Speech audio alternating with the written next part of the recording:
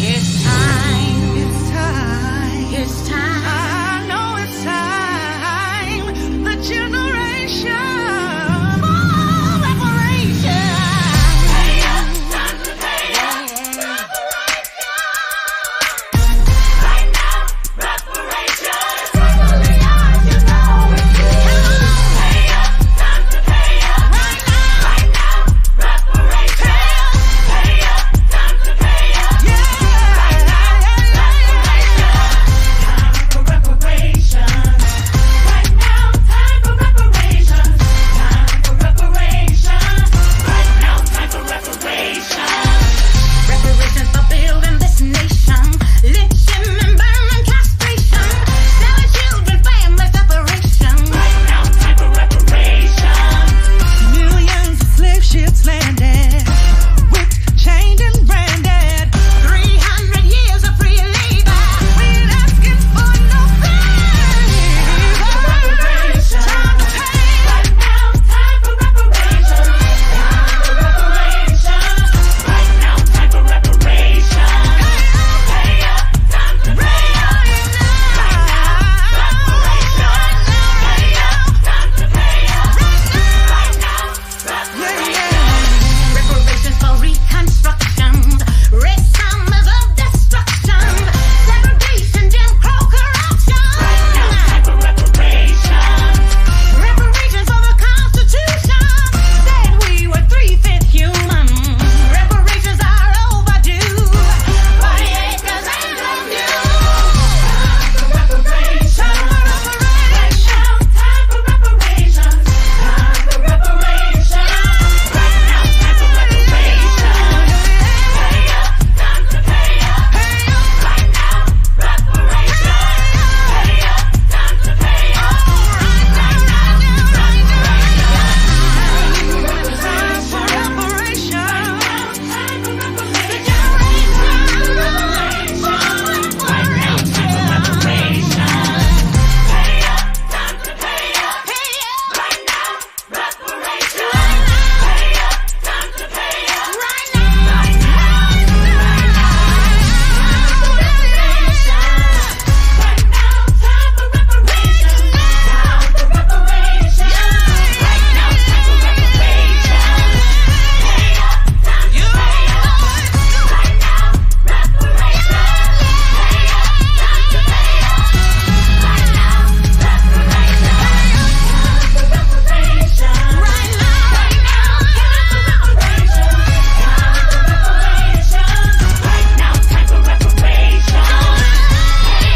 time to pay up. Right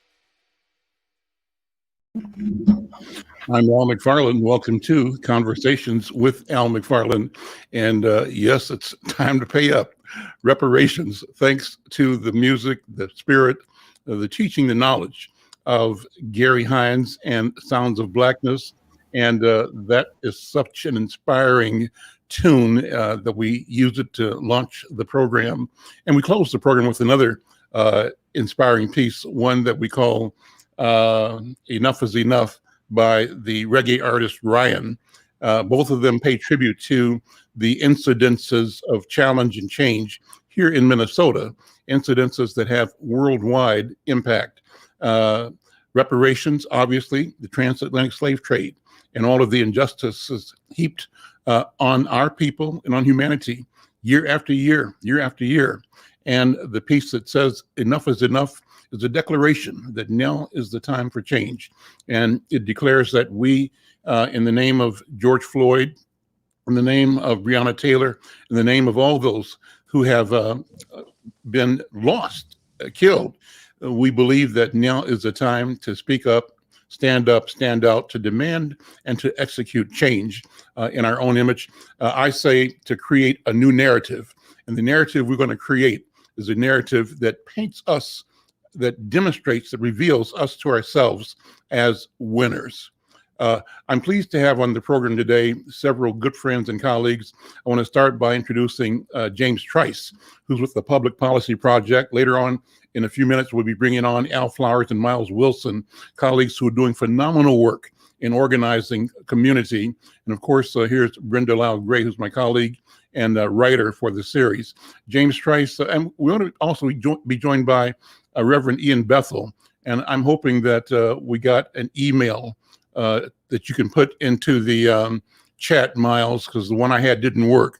If you can put Reverend Bethel's email in the chat, we'll send the link to him to join the program as well. Reverend Bethel, of course, the head of the community mediation, Unity Mediation Project. Miles Wilson is here on behalf of the Young People's Task Force, and Al Flowers is here on behalf of the Safe Streets Initiative, and general conversation about fascinating developments in our community. But James Trice, brother, good to see you. Good afternoon. Unmute your mic and weigh in here. You have to unmute.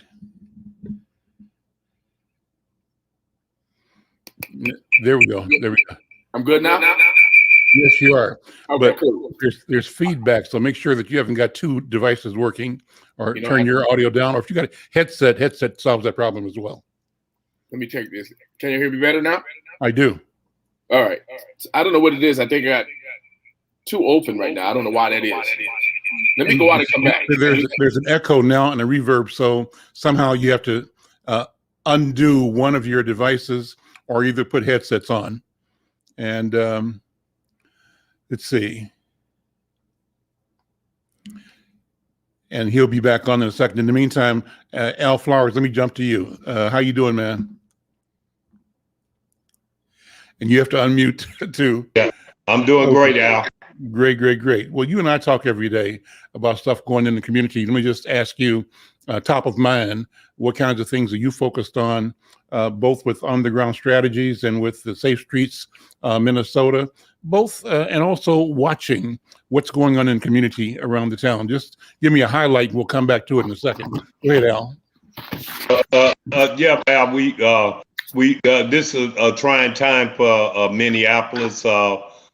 Since the death of George Floyd, I'm one of the advocates, activists that's been saying, what did we get out of that situation as a ADOS people?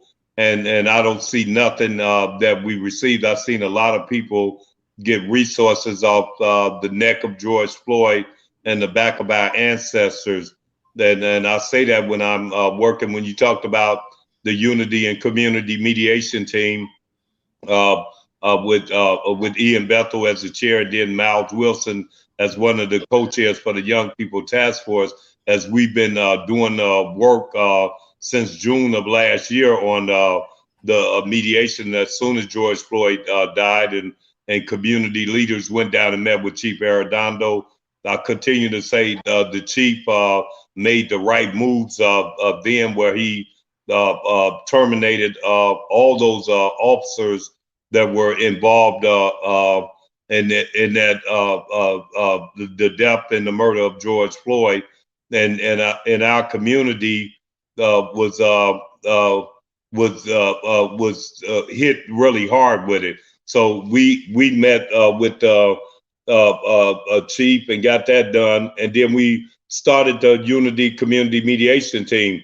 And one thing we did, because we had this agreement over 15 years ago with MPD, and if they would have did some of the things, we might not have seen the George Floyd situation. So the mediation team, which consists of all our communities, the American Indian Movement, MUD, Metropolitan Indian Development, Mary Lagarde worked is a part of it. Frank Parrow, he's the chair of American Indian Movement. That used to be Clyde Belcourt used to be the chair. And then the East African community is a part of it, the GLBTQ community, and our community. And historically, Al, you know, we're the ones that took the brunt of the trauma from this country, the Native Americans and the African Americans. So I thought it was important that we come together and work with everybody as we usually do in our community. And that's what the young people are doing. And we trying to give them all of the energy and the knowledge that we have with this great group of people dealing with mediation. And then, as you said before, I'm working with Minnesota Safe Street, which is a collective of partners, different organizations like A Mother's Love and We Push for Peace, and in St. Paul, Mickey Cross 8 to 18, God Squad, New Salem Inc., Pastor McAfee and them that's doing boots on the ground right now. So we are in all those areas as we are trying to, as we're watching the violence in our community. That's really is really a crisis of seeing young babies killed, seeing women killed. We ain't never seen this to this time in Minneapolis. We're not Chicago, we're not New York, LA, we're a little bitty Minneapolis, and we watching a lot of people get hurt with some of the politics that's going on in today's world, where people saying we don't need police, and they saying, but blacks, I don't hear the black leaders jumping up saying we don't need the police, because we know what's happening in our community. And it concerns me that some of these politicians that have power are saying this, and they know too what we know. They reading it, but by being us, Al, it's just a different thing when and you start to show off talking about reparation. We're that people that didn't get it. We the people didn't get reparations when they freed us. They freed us with no socks, no shoes, and just told us we're free, and we didn't know where a lot of our people, I imagine our ancestors didn't know what we gonna do now, even though we're free. Now we're free with nothing, and it's been that way for 400 years. And when you look at what we're talking about with the police situation, it ignores the economic situation that can get us out of some of the situation where we find ourselves in as we're fighting just stay alive. And better than me, Brother Trice knows. And I think in Minneapolis, we're in the fight with such a low population, but we're in the fight for our life with people telling us what we need and what we don't need. And that's why here's my thoughts on. I know I've been, y'all know I've been through the assaults by Minneapolis police over and over again for saying, and I don't have a record, so I never did nothing. So they just got to beat me. But I'm not foolish enough to say that we don't need law enforcement with no plan, because we're the ones in the midst of the violence. No other community can claim what we're going through, and that's why I'm doing what I'm doing. And Al, like you said, me and you are talking every day, trying to see how do we get that communication out. My theory is that if you don't get it out, Al, we don't get it out at KMOJ for our community and things like that, then we won't have it. So that's why the young people like Miles and what they're doing with the Young People Task Force, and Pastor Ian Bethel, who I see have joined us, is they the ones got to keep speaking. And I think we that doing media stuff have to get their message out, and we need resources to do all these things, because the other side got plenty of resources, and we got to stand up together to make it happen.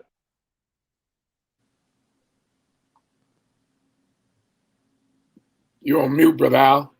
You're on mute. You're on mute, Brother Al. You're muted.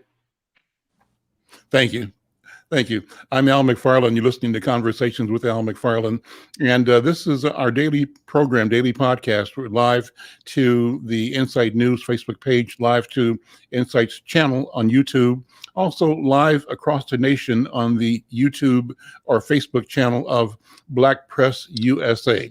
And our intent here is to talk earnestly about our feelings, our concerns, our issues, our challenges. But we know that what we are talking about here is the same discussion taking place around the country, in every community, in fact, around the world. We believe that this conversation reflects the idea that what is local is in fact global. The conditions that we're addressing, the conversations we're having, deal with global issues and demonstrate the local impact. So it's a good thing that we do, and I'm pleased to have these leaders, colleagues, friends, warriors on the program with me today and every day. Let me shift to James Trice and come back and bring you in, Reverend Bethel and Brother Miles. James Trice, one of the things you and I want to talk about is something specific that is environmental, and that's the issue of the, it's called HERC, right? Yes. In North Minneapolis. You go ahead and lay out the issues and concerns for community. Well, thank you, Brother Al, for the work you've done over the years with our community and making sure that we get the accurate news that impact us. As you know, mainstream media really doesn't cover us properly and accurately. And so I want to thank you for standing in the gap and making sure that Black folks get the news that are relevant to us and that it's accurate and on point and tells our story. Matter of fact, you tell our narrative the way our narrative should be told, not allow others to tell our narrative. So thank you for that. It's good to be with the gentleman here on the call. Pastor Bethel, been known for years, doing great work. So thank you, Pastor Miles Wilson. I know we've never got a chance to meet like formally, but I heard a lot of great work. I got great things from your work. So thank you. And of course, Brother Al Flowers and I go back a long way. And Al, thank you for all the work you've been doing, particularly around this George Floyd. So I just wanted to say that first. So let me say this, in 2017, I created a group called the Environmental Justice Coordinating Council. Let's go back for reference sake. I am the founder and CEO of Public Policy Project, and we've been doing public policy leadership development, consulting, community engagement work, and also I'm a registered lobbyist and doing lobbying work on behalf of our communities for some number of years. 2017, we created the Environmental Justice Coordinating Council because several founders approached me and said, hey, how we want to invest in addressing environmental issues, environmental concerns in North Minneapolis. And so we created this council made up of all African-American grassroots change agents in North Minneapolis to address environmental concerns. And when we think about environment, most people really just focus on air, water, and soil, which is accurate. You need to address air, water, and soil quality that our people have been really greatly impacted by. But also, when we created the council, they also mentioned that other environmental concerns are things like Al just mentioned, right? This police brutality or this police killings of our people, and other issues that our people identified as environmental are substandard housing, unemployment, underemployment, drive-by shootings. All of those things are environmental issues in our community. So what they concluded is that all issues are environmental and all issues are ours. So with that work, we're responsible for helping to create the Northern Metals Advisory Council. Northern Metals was a plant in North Minneapolis that were producing a lot of toxin air, caused a lot of health issues in North Minneapolis, increased asthma rates in North Minneapolis, increased lead rates in North Minneapolis. They were forced out. We sued them, forced them to get out of North Minneapolis, to stop producing. But we still have 13 other manufacturing companies located in North Minneapolis that are spewing toxins in the air. So let me be clear about this, right? According to the EPA, Environmental Protection Agency, alone, none of the 13 separately are actually violating EPA standards, but together they're violating EPA standards. So we have a bill going through the legislature, which is authored by Fu Lee, who's the representative in North Minneapolis, to get the EPA and the Minnesota Pollution Control Agency to consider cumulative impacts of environmental hazards, meaning that not just one plant, but all of them collectively together can be brought up on a case against that are violating environmental air pollution. So let me go and really tackle what I'm here to tackle with specifically today. We can talk more about my work later, go to my website, ppp-ejacc.com. You can look at all the work that we've been doing. One of the focuses we're doing is around this HERC incinerator that's in North Minneapolis. It's been there for years. HERC stands for Hennepin Energy Recovery Center. What they do is they burn trash, right? And with that burning the trash, some have believed that this is a safer way than landfills and safer than coal and all of that. Well, research shows that that's actually not accurate. That is actually producing toxins. Matter of fact, there's 8 HERC incinerators in the state of Minnesota. 7 of them are located in what we call environmental justice communities. Environmental justice communities are poor, low-income, predominantly African-American, people of color, and particularly Native American communities that the toxins from these incinerators are really elevating the health, poor health, and the people that live in these communities. So we have a campaign that we're going to try to get HERC to stop burning trash in North Minneapolis. They claim that the burning of the trash also produces energy. Well, it does in some sense, right? It produces some energy for, I think, the Twin Stadium, and there's some areas that are really close around there. But it doesn't produce energy for the whole entire North Minneapolis. Even if it did, it's also spewing toxins into the air in which our people are breathing in, which elevates, asthma rates and so forth, right? Producing carbon monoxide, nitrogen dioxide, particulate matter, and all these sorts of toxins that are really destroying the health and wellness of Black folks. So as Al so articulately talked about, we've been under siege in multiple ways. And one of the ways we've been under siege is through environmental hazards. Black and brown communities are 99%, or I can't get the actual percentage, but are more often likely to live in areas where the air, water, and soil quality are very, very poor. And North Minneapolis is considered an area with the lowest air quality out of any community in the state of Minnesota. So not only are police killing us, we're killing us, but our environment is killing us. So we need to tackle these things at all levels, right? And I think, and when I say that, people get in where they fit in. Some people are, street advocates, right, or street protesters. They go out and go street, and that's fine. There's people who are lawyers, attorneys. There's people who are lobbyists that can really help change laws and so forth. But we need all hands on deck where people can get in where they fit in and begin to address these concerns. So we have a campaign to force HERC to stop burning trash and really force HERC out of North Minneapolis, because it's one of the contributing factors to poor air quality, poor health outcomes of people who are living in North Minneapolis, not just to mention the other 12 or 13 polluters that are in North Minneapolis. So what can people do if they want to learn more, find out more, join, or oppose? I'm sure there's a competing point of view. Right. What we'll do as a matter of due diligence is reach out to some of the proponents and advocates of HERC and let them tell their side of the story as well. But it's important that we begin with you speaking as an advocate for our community. One of the things that I've noticed, I remember covering the debate about locating that incinerator down in North Minneapolis, 10, 12 years ago now? Yeah, I remember that. That's right, man. And, back then, all of that housing development didn't exist. The stadium didn't exist. It was maybe being developed at the same time. But I have this thought, Brother James, the argument we were making back then was that why are they putting this incinerator next to the Black community? Right. And that, was a good argument, I thought. But then we turned around and we see 1 million white people move next door. That area has now become probably one of the fastest growing population centers in Minneapolis. The North Loop, with all of the housing, multiple, high-rise, not high-rise, but 4-story apartment buildings.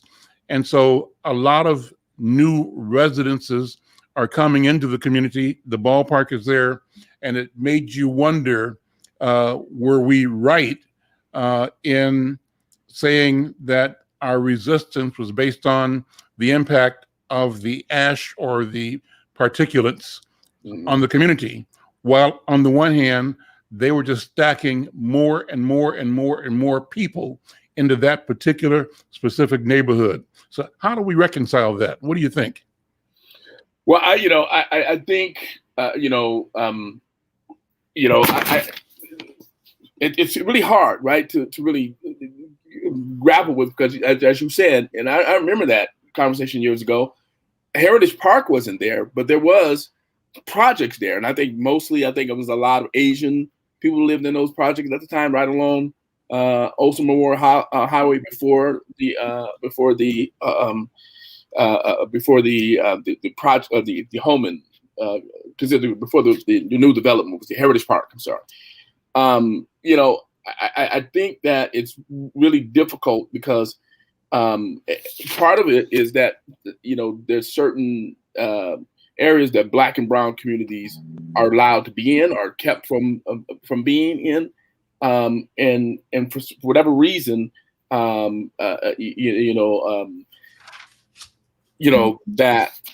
our community. I mean, I don't know. It's really confusing, right? Because there's a lot of nuances to this work, right? Mm-hmm. Again, as we were fighting, and yet at the same time, you've seen a large number of projects or housing built right around the incinerator. Mm-hmm. You got to wonder why are they building housing around there if the toxins will help that. But I think what happens is it many times it goes over those communities, and the air drives the toxins in a particular direction, right? With wind and all of that comes, and it moves those toxins over communities where we're populated. Mm-hmm. I mean, as you know, Al, years ago, Black people were kept from going north of Olson Highway, I think, right? Mm-hmm. But now it's like it's open for that to happen. There's a lot of nuances to this work. I'm not going to pretend to be an expert at it. I'm not in any way, shape, or form an expert at this work, but still learning as well. But I think people want to think more about it. I mean, there's experts like Dr. Robert Bullard, who's considered the father of environmental justice. Dr. Dorceta Taylor out of the University of Michigan is also Nathan Hurd is also expert, and these are all African American environmentalists who are experts who can articulate the issue better than I can. I do want to say this, it's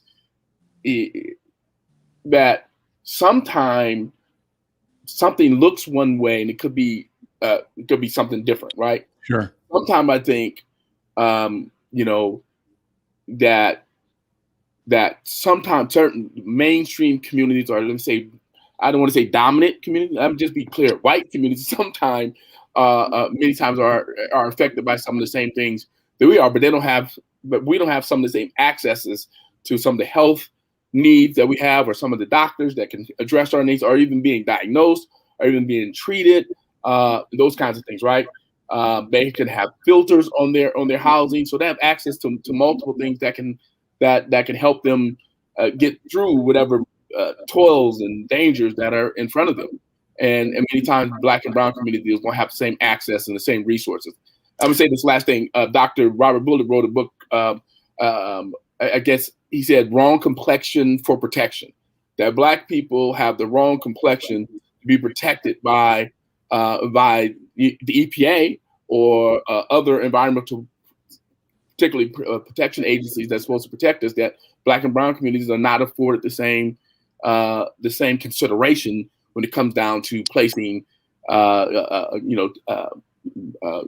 manufacturing companies. Like I said, it's 13 manufacturing companies in North Minneapolis along Washington Avenue. I can name a few of them. And some of them give significantly to a lot of nonprofits in North Minneapolis, while at the same time polluting the air, even though, according to the EPA, they're not violating, yet the toxins are still harmful to our communities. And I think people need to recognize that. Give a phone number or an email that people can read, or a website. People can stay attuned to what's going on. Yep. My website is ppp-ejcc.com. And you go on my website and get more information about that. My email address, james_publicpolicyproject@msn.com. I can also put a link in the chat, if possible, for people to go and get more information about the incinerators. Can I do that? Yes, sure, sir. Certainly. Thank you, James. Thank you, Thank brother. you. And stick around for the balance of the show as long as you can. You're welcome to Flowers. Thank you for coming back. And let me introduce Reverend Ian Bethel, one of the giants in our community, a giant voice, a giant leader, passionate, compassionate statesman and advocate for civil and human rights and for the moral fiber of our community as a leader of New Bethlehem Baptist Church. Reverend Bethel, how you doing, my friend? I'm doing good. It's New Beginnings Baptist Ministries. New Yeah. Beginning Baptist Ministry. Yeah. Great. Yeah. Okay. Thank you. Sure. Thank Okay. you for clarifying that. Thank you. Let me ask you to sort of give people a background. We've done this before, but it's always good to do it on the Unity Community Mediation Team. What's the context?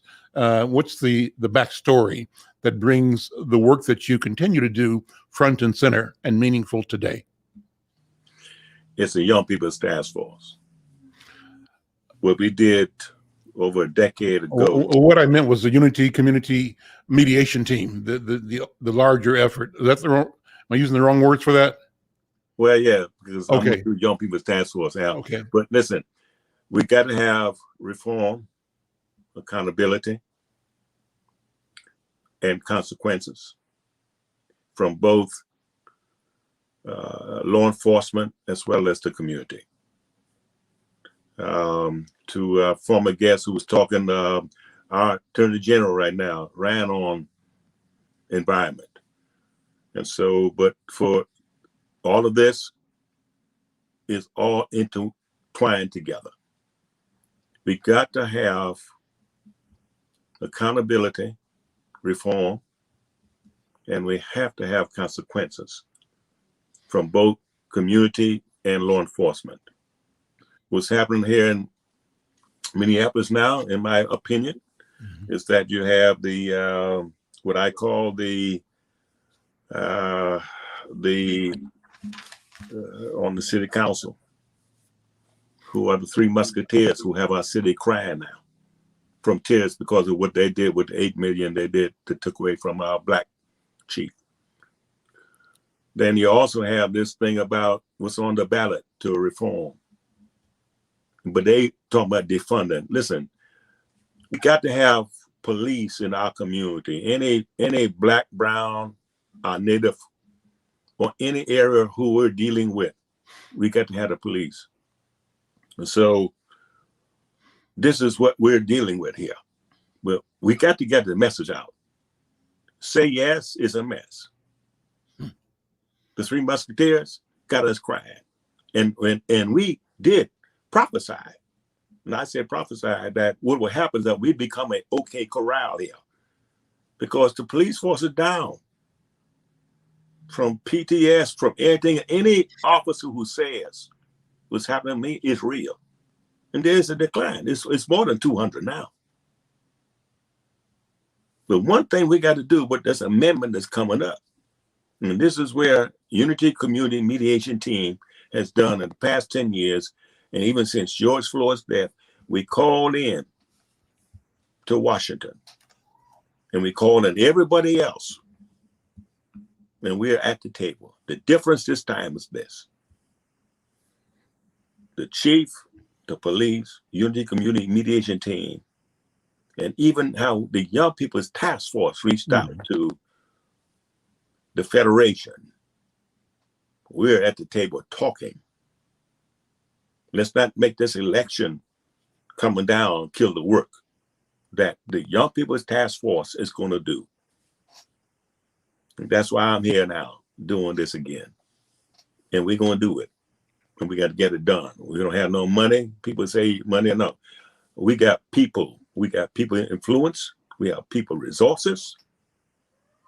And we got to have, and don't let them kill the first black chief who grew up in this city, did it, and was with us 10 years ago, running and buying food to bring to the table and bringing water and juice and coffee in the morning. Now he's the chief. You called the council leaders who are promoting the opposite position, the Three Musketeers. Who are they, and why do you give them that brand, that title? I never call their names. I call them the Three Musketeers, and I spell it Tears, because you're the ones who took the money initially and thought this can work, and you don't even have a plan, and you're gonna try to get rid of what we're doing, and y'all keep it on the stage saying defund and don't have a dogged program to do it. Yes, they know their names. Okay, that's what I call them. And the 8 million, describe that again, just so people understand. People might not know exactly what you're referring to in terms of the budgetary impact that is having a negative effect on the police department, on the work that Chief Arredondo can do. Yeah, a reporter told me, can I fact check that? That was about when it came out. But when you have a cadet class, for instance, getting ready to graduate, and then you cut that funding from the city council. You did that before they were graduating. They put in their time.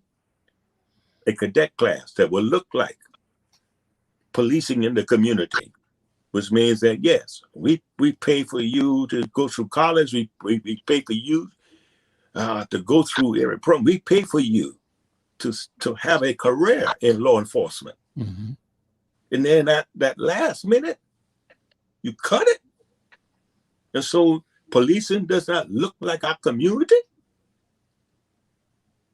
Three Musketeers, that's what bring the tears to our community. That's what started it. That program was funded. It got unfunded and none of them graduated. That's the big and Al, if I could jump in and just push some of those programs like the POW program, and different programs, that the cadet program that Pastor Bethel was talking about. That was one of the most diverse classes that Minneapolis had in years coming down the pike. And then when Pastor Bethel talks about the Three Musketeers, it's Steve Fletcher, Jeremiah Ellison, Philippe Cunningham, Steve Fletcher, Jeremy Schroeder. All of those council members were responsible for this melee that we're going through now in this community. And they started off talking about abolish, dismantle, defund, and they have dropped abolish as we coming close to election. They done dropped abolish, they done dropped dismantle, and they talking about defund and reimagine. They using different words. They trying to shake us in our community. They just start talking about mass incarceration.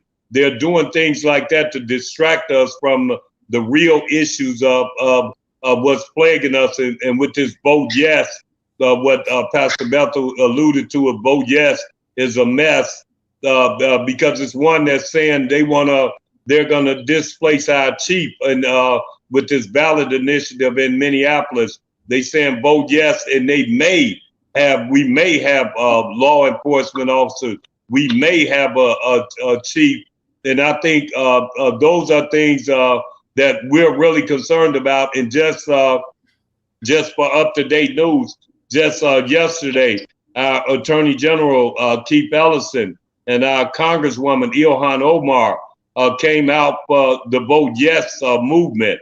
And I'm concerned about that because they didn't talk to African Americans to ask us what we think what is that going to do to our community. And Al, we see it every day. James, you know it.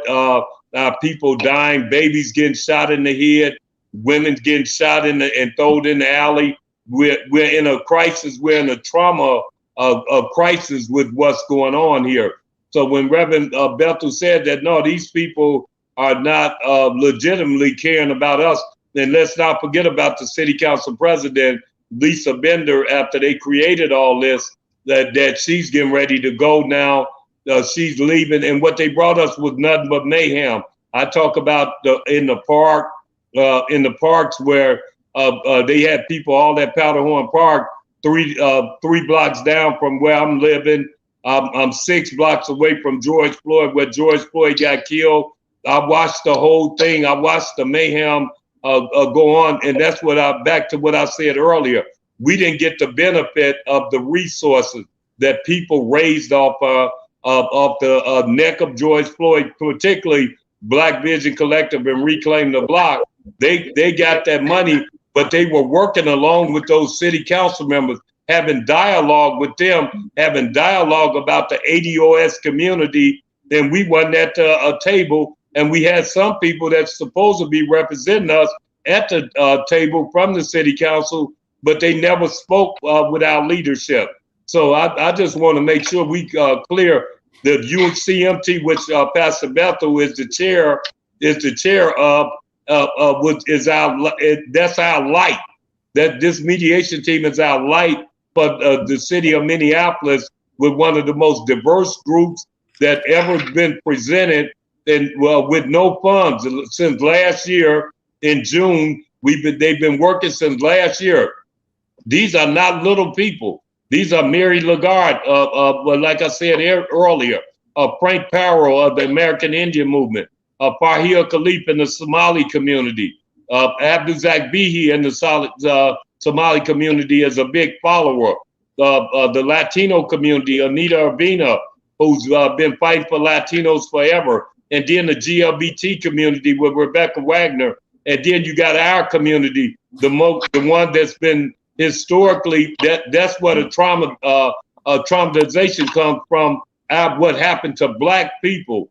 But we are the one opening the door for everybody, and then creating that young people task force. I know you're going to get Miles in, and they got plans of what they doing. They done built, and you've helped them build a web. You've helped both the Unity Community Mediation Team and the Young People Task Force and Minnesota Safe Street with website help, and they are planning to go all over the city. But I'll let Miles, I'm not going to take what they've been working on away. But that's where we're at, and I hope I hit everybody like I usually do. Tell these are the people in the front. But the problem is, even Al with our news, getting it, even working with our Black newspaper, we like James Rice said, if you weren't doing what you're doing, where's our conversation? Mm-hmm. That's why it's so important to have these dialogues.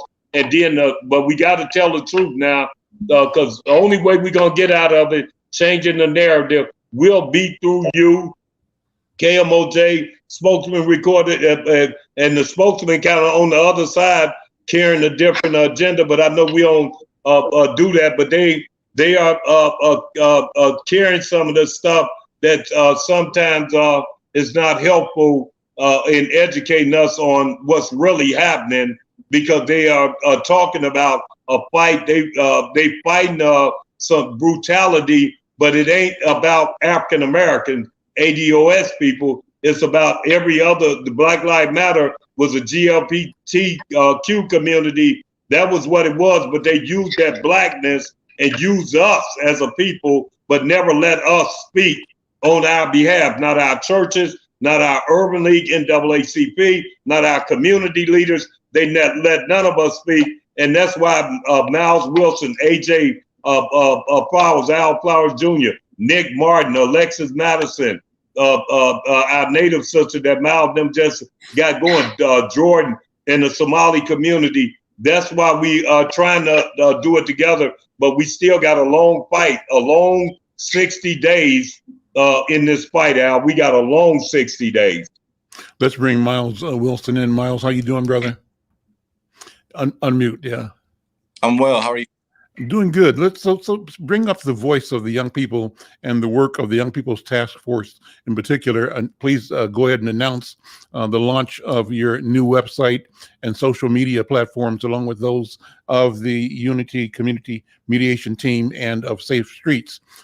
Taking the program to the streets and taking it to the digisphere at the same time, to the social media world. Talk about the work of the Young People's Task Force. Well, first and foremost, yes, would love to announce the publishing of our websites, starting with the Young People's Task Force. You can contact us and read into our information at youngpeoplestaskforcemn.com.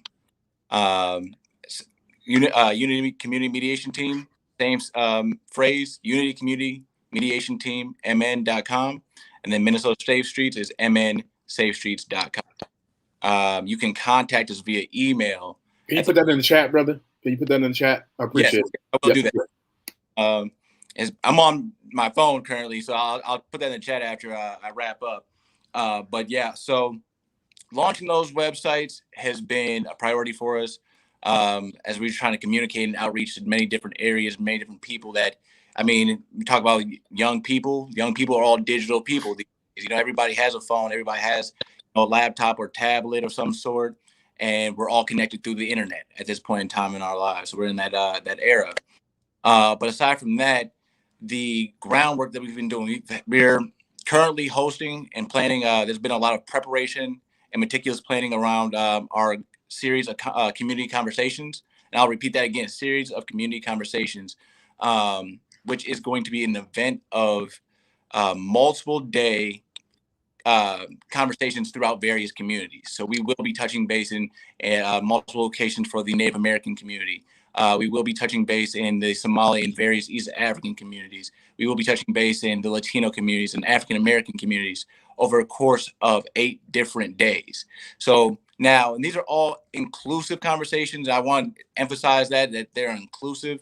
So they will be in specific neighborhoods, but that doesn't restrict anybody from showing up or attending to those conversations, as we are trying to increase our young people's voice, as we are trying to gather that information that what's going on in those neighborhoods and communities in terms of issues, in terms of, you know, problems that they may see about their communities. Having surveys, we'll be handing out surveys to kind of gather that data so that we can further the work that we've been working on now. So that's a little bit about our communities that are coming up. That starts on September 11th. So that's not this weekend, but that's next Saturday. And we'll be hosting those events on Saturdays to work around young people's schedules. It's going to be at noon to 2.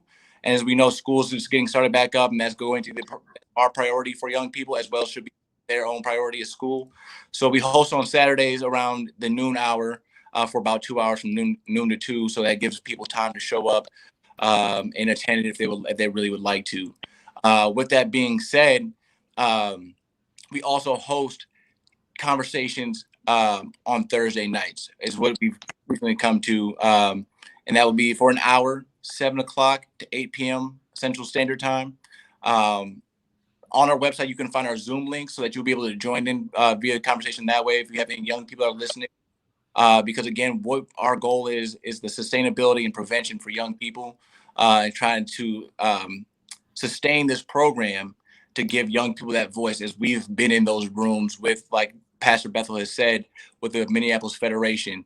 We have had those conversations with the Minneapolis Police Chief Arredondo, with a conversation with Mayor Fry, and a list of other, elected city officials. And in essence of having those conversations, we've allowed a lot of young people who've actually said to us they've never thought they'd had the opportunity to speak to our elected officials, or that their voices would be, mattered and counted. And so having those conversations really opened their eyes to the work that we're doing and really got them to believe in us as we try to push them and elevate them as well. I was particularly impressed with the fact that you all reached out to and connected with the leadership of the Minneapolis Federation. That's no small feat, and it's no small undertaking. Here's why. We all know that in history, it's been the Federation that has, in some people's view, been the shadow leadership of the Minneapolis Police Department. Not elected, not appointed, but because they are organized labor representing the sworn officers in an inordinate amount of power, and they've negotiated contracts that bring great advantage to officers, often to the disadvantage of the management of the police department, and often, we believe, to the disadvantage of the community, particularly when there are rogue officers doing rogue things, right?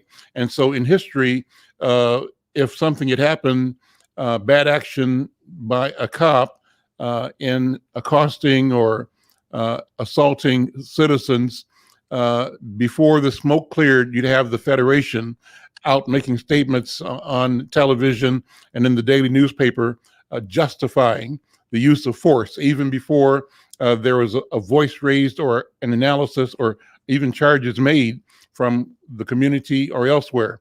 And so you all have chosen to, in a sense, go straight into the lion's den and address face to face that arena of power in a way that I believe hasn't been done before. Talk about when you did that, why you did it, and what you feel were the outcomes so far. Definitely. So first, what I would like to say is, we understand the responsibility that we have when we, myself, AJ, Nick, Alexis Madison, Laziah Smith, when we took those roles of being co-chairs for the Young People's Task Force, we understood the responsibility that we were taking on. And so, like you mentioned, that analogy of going into the lion's den, I think was the perfect analogy for the situation in itself, is that we knew that it wasn't going to be us walking into the room, suggesting our ideas, and those ideas going straight through. We knew there was going to be pushback. We knew that we were going to be in a negotiation of the things that we wanted to see change, the things that we believed were needed for in a sense, a type of reform for the view of our department. So we came into this situation with things, from the name change, considering the name change from Minneapolis Police Department to Minneapolis Peace, or Minneapolis Police Officers to Minneapolis Peace Officers, to kind of give that narrative of there's going to not be, the abuse and the rogueness of officers, and if there was, it wouldn't be tolerated. We come to the table with things like insurance, like liability insurance, in a sense, and just for conversation, just to see how they would fill it out. Now, that was over a course of 3 different meetings with the Federation. And over all 3 times, we felt that, like I said, that tension and that pushback of shutting that down right away and not, really hearing us out. We came to the table with facts. We came to the table with experiences of that we had individually and facts and experiences that we've gathered from our Young People's Task Force meetings. So right now, we're looking to reconnect with the Minneapolis Federation. They've kind of put us to at a standstill, at a halt, as we're still trying to get back into conversation with them. But at the time, I'll be honest, is that I felt that there was just like what I've mentioned, a lot of that pushback, a lot of that, questioning why, we want to do things, or questioning how that would be change, how that would seek change. And so I would say that about our conversation with the Federation so far. And when you talk to the mayor, what has been the reception and what have you learned in your conversations with the mayor and other elected officials? So with other elected officials, such as like specifically speaking to Mayor Fry, specifically speaking to Minneapolis Police Chief Arredondo, has been very receptive of our young people and what we have going on. Again, the conversations that we hold with young people on those calls and with those elected officials, is that we do feel that we have that responsibility to make sure that we take that serious and take advantage of that opportunity, because we know that those opportunities don't come every day and they're not really that easy to gain. So, but we've built a great relationship with Police Chief Arredondo. He's attended many of our meetings, and he's been very receptive to what our young people have to say about their experiences. And again, we're hosting these conversations with young people throughout the city. So it's not just from the African-American perspective, but it's also coming from the Native American perspective. It's also coming from our Latino perspective and East African and Somali communities as well. So there's different perspectives because we all service or have different issues with our communities. So he's very open to hearing out and wanting to make that change. Mayor Fry has given that same response in terms of being open now. And we've come to the table with, just many things, facts, in terms of how we've questioned, the statistics behind things. Since the murder of George Floyd, there was initially from Mayor Fry a response of saying that the brutality has gone down. Now, George Floyd's case was just a high profile case that overshadowed a lot of other things that was going on. And so that's what we came to the table with and saying, actually, that's incorrect. These cases are actually increasing. Violence is still increasing. How do we fix that? What do we do? How can we collaborate as young people of the city, future leaders of the city, with our current elected officials to come to a solution? How do we get, the violence out of our communities? How do we get, drugs out of our communities? And so we've held those, again, very hard to have conversations, and they were very open and very collaborative in terms of what we, once we kind of pushed what we actually knew and not kind of sat back as we're being taught, but we're actually doing some teaching to you as well. Then that's when that respect was kind of given back to us in terms of us knowing exactly what's going on. Earlier this week, I interviewed on Monday, I think, one of the former leaders of the A. Philip Randolph Institute. A. Philip Randolph, the legendary organizer of the Brotherhood of Sleeping Car Porters and one of the architects of the 1963 March on Washington. This gentleman is Norm Hill. He's 88 years old, but still lucid, still clear. And we asked him to reflect on where we have come from as a people and where we have to go, and the environment that we're dealing with today, the work that is at hand for all of us to pay attention to. But listening to you, Miles, just reminded me of the wisdom that he imparted and what he said.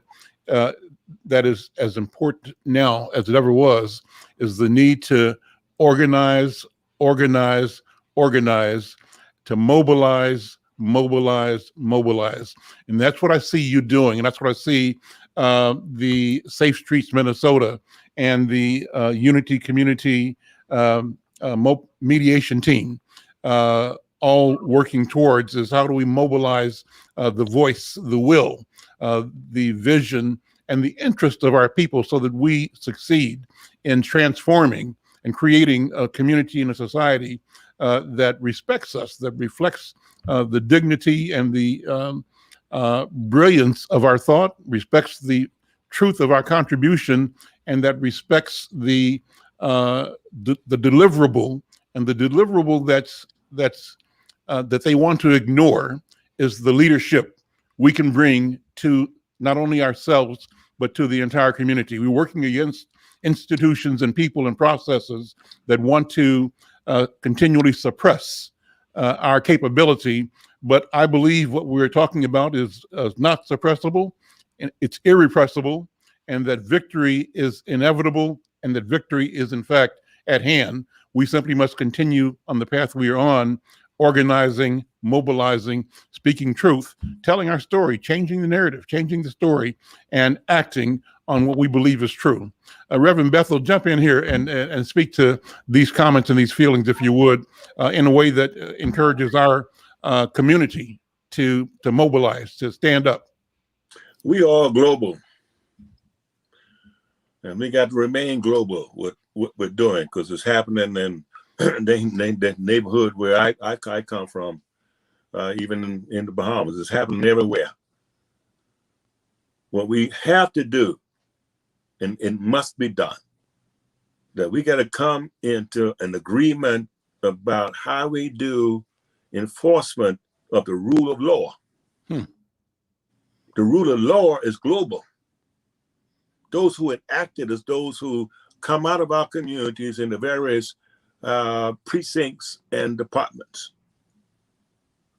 Not all are bad, like they want to say, but not all are good. Let us celebrate what's happened here under our Attorney General. For the first time in the history of law enforcement in America, globally, tried, proven guilty, you in jail. That must happen throughout. And this is what the Unity Community Mediation Team is about. Accountability, transformation, reform, and consequences, not just with law enforcement, but also with our own communities. I go see Dr. Tim once a month because of what I'm affected as a pastor and as a Panther, as Denmark VC, as Prime Minister Penland, and all of them. I cannot be good to what's happening in our community if I'm not accountable also. That's why I go see Dr. Tim, so I can be good for my community. Let's get us together on this whole thing across the board. The politics of the city council got to stop. The politics what's happening with this, what's the ballot going to be about? What's got to be known? We need police in our community. And we're going to say the first Black chief of police, Chief Arredondo is his name. Not because of an election, because he came through the ranks and he did what he did. Even the firing of his best friend to demote him. He's done it right. Let's see what this is doing. And the money is trickling in here. We ground zero out. We ground zero. Let's do this. We got people like Mac doing 21 days. We got everybody coming together. I mean, come on, man. We got people protest. But come on. They put some stuff on up to the Capitol for fences because of the pipeline and everything. The pipeline is our community, Black and brown and Black. And come back to that. And now let's do that. Let's get this stuff straight. Community. Don't bite the bullet over that money. Unity Community Media Team been doing this. From the lights, come on, man. Ron Edwards, come on, from the lights, come on. Staten, from the lights of what? That's right. I ain't here for foolishness. I ain't asked a dime to do this, but I know one thing Unity Community Media Team gonna do is we got the model, we've done it before, and we're gonna do it again. But the young people task force is gonna lead us this time. Gotcha. Al Flowers, let me wrap up with you. Thank you for being here. Thank you for you doing. So right now, the key things to keep people's focus, what should neighborhood people be focusing on as so much is happening simultaneously in the community? 4 things that people should be researching and watching unfold. What do you think, Al Flowers? Unmute. Well, thank you, Al. I think what Pastor Bethel said, we got to stay focused on accountability within us, number one, and showing more love to each other and not letting them, because that's the trick. That's the trick of the enemy, the spread resources thinly across. That's not gonna get nothing done. And when you ask for the resources, there's a thing where they like we shouldn't ask for it, like we didn't pay taxes. Our people must understand. No, this is a part of your money. They put billions of dollars out in your community to say you're gonna take care of, but they don't want to give it to you. They don't want to give it to the Black organization, and then they get us to fight and say, no, that was not right. And I'm one that learned the hard way. So we gotta refocus our energy and stay where I said about this narrative change coming from our Black news. It's got to come from there. It's not going to come from the any news items. It's only going to come from what we do. And that's why you're so important now. That's why KMOJ is so important. But we got to treat our Black paper and our radio like it's just as important as WCCO radio or these other stations. We can't be on the hip hop station and expect to find out what the news is. We can't. So that there, and we gotta know where the resources is at. And then when we know, we got to tell this way. We can't go in a room and they take us in the room and then say, hey, we got this $5 million and then we gonna take care of you. No, we got to get that back out. The way to get that back out, again, is through our Black media. to say, hey, this is your opportunity to build a business development, housing, education, and particularly public safety. We're not going to get anywhere unless we succeed. With Pastor Bethel as our chair, until we succeed. And that's why they're creating an organization, an institution. That's what I look at. This is an institution, the Unity and Community Mediation Team. We're a part of it, and we can't shy away because we're in the lead. We're in the lead, but we're going to make sure we're fair to everybody. Nobody make sure they're fair to us. They don't go in the room when our minority, our people of color communities go in. They go in, they talking about the Native. They talking about the Somali. They talking about the Latino. They talking about the Hmong. When we go in, they say, hey, wait a minute. Let's do people of color. Let's do minority. We must make sure that we saying, no, we talking about us. Then we got to stand up and support them that's fighting for us, Al. So I say our black media, I say find out what the resources is, and then demand those resources come to our community, and when we get them, then we put it out there and say, here's your opportunity. Stay in your lane and do what you do good. You do, and that's what you do, Al. You bring the media. You didn't just start doing it. It goes back all the way probably before Lucille's Kitchen, bringing conversation to the black community, and we got to respect that. Because if we didn't have, our ancestors didn't have this tool, what we have now, what we talking now, what we on our phones talking and having the conversation. So that's the three things is about what Pastor Bethel. We got to be accountable. We got to make them accountable. We can't let them do the narrative. Our black media got to do the narrative. And the third one is don't act like law enforcement who's been historically traumatizing us, that it just happened. It's been happened. But you don't want to talk. We want to talk about that, but we want economic justice is our way out. And that's what, those are the three things I would say in a long way, but those are the ones I'm fighting for. I wake up every morning. I don't know where God keep giving me the strength to wake up and work with you, work with Pastor Bethel, work with our young people, work with everybody, because it's enough resources there. We just got to say, we're not asking, we're demanding that you let us participate, even in the election process. It's millions of dollars that other side is splitting out, saying we don't want the police department, but the side that know we need it, they can't be scared. The corporations can't be scared to put funding into the community to say what our opinion is. So right. That's what I got so much of Al, and we in pain right now. So that's where I'm at. Sorry for taking it on, but this is it's our time. It's our time. We want as you started to sow, we want reparation now. Now's the time. Well, listen, gentlemen, brother Al Flowers, Pastor Ian Bethel, thank you both for your leadership, for being here today for this conversation and many more to come. I'm Al McFarlane. This is Conversations with Al McFarlane. We'll see you next time. Take care. Thank you, Mr. Fowler. God bless.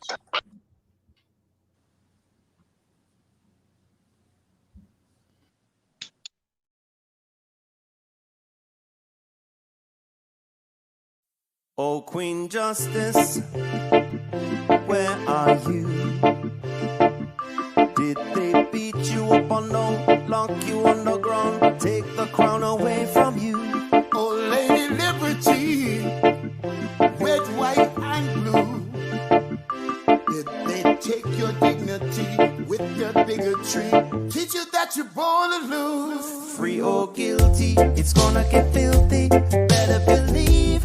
Roll up your sleeves, it's gonna get rough, it's gonna be tough. We all agree, we've had enough. We've had enough of all the rules you break. We've had enough of all the money you make. We've had enough, no more life at stake. We've had enough, this is a proclamation. It's been 400 years and we're 400 late. Together we stand from state to state, going back in time.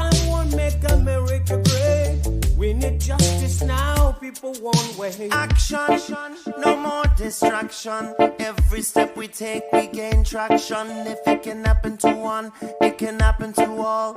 United we stand, divided we fall. Free or guilty, it's gonna get filthy. Better believe, roll up your sleeves. It's gonna get rough, it's gonna be tough. We all agree, we've had enough. Had enough of all the rules you were breaking. Had enough of all the money you were making. Had enough. No more life gets taken. Had enough. This is a proclamation. Free or guilty, it's gonna get filthy. Better believe, just roll up your sleeves. It's gonna get rough, it's gonna be tough. We all agree, we've had enough. Had enough of all the rules you're breaking. Had enough. All the money you're making. We've had enough. No more life gets taken. We've had enough. This is the proclamation. We've had enough. Trayvon Martin and Tommy Rice. We've had enough. Michael Brown and Eric gonna pay the price. We've had enough. Philando, Breonna, George Floyd. What? We've had enough.